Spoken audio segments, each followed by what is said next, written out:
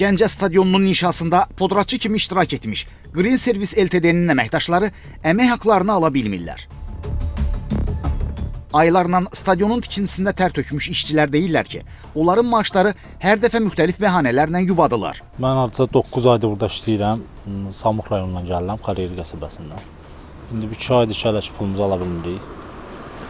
Qalmışıq belə indi görək nə deyirlər. İndi hər ayda elə ayın 15-i verəcək belə şeylər. İndi hələ ki pulumuzu alıb qaranmamışıq. Deyirlər ki, Maliyyə Naziri hələ ki pul almıyor, bizə elə məlumat verir. Ona görə hələ ki deyirlər pulumuzu indi ayın 10-una kimi deyiblər.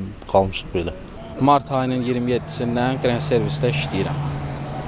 Avqust ayında bizi qeydiyyata aldılar.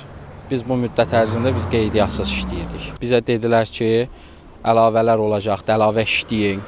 Biz gecə səhərə kimi burada işlədik. Açılışa çatsın bura. Bağlanış mərasimi doldu, qutardı. Gör bu gün noyabr ayının 4-üdür.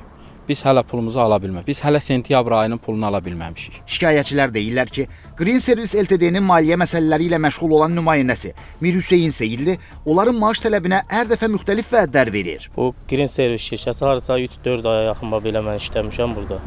Əvvəlki aylar düzdür, uzadırdılar, süründürmələrlə də olsa verirdilər pullarımızı. Amma bu axırıncı aylar demək olar ki, vermirlər pulumuzu. Hər dəfə gəldikcə deyirlər ki, ayın ortası veriləcək. Ayın ortası gəldiyi ayın axırına saxlayırlar. Biz də məsələdə adı hallanan Mir Hüseyin Seyidliyə zəng etdik. O, sualımızı daha sonra cavablandıracağını bildirsə də, sonradan zənglərə cavab vermədi. Sizin burada deməli əməkdaşlar var, televiziya müraciət edib əmək haqqının gecikməsindən bağlı. Bəli. Buna sizin münasibətinizi bilmək istəyirik. Müsahibə versəz yaxşı olar. Yaxınlığında. Mən belə yerdəyəm ki, eləsəm sizə İlxanda qaramda olar.